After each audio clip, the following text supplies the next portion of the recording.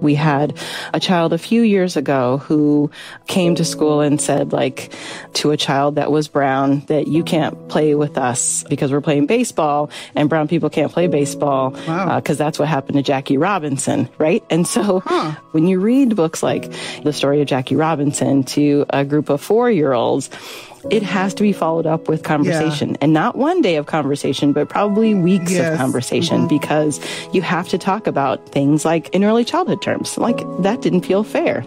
And so when something like that happens in your classroom, because a child, they're always listening to us, but they're taking away maybe not what we thought they would from that story, you have to have time to continue to process those things with young children. And I think also not always reading books that start from a place of, of deficit, or they only talk about it during Black History Month.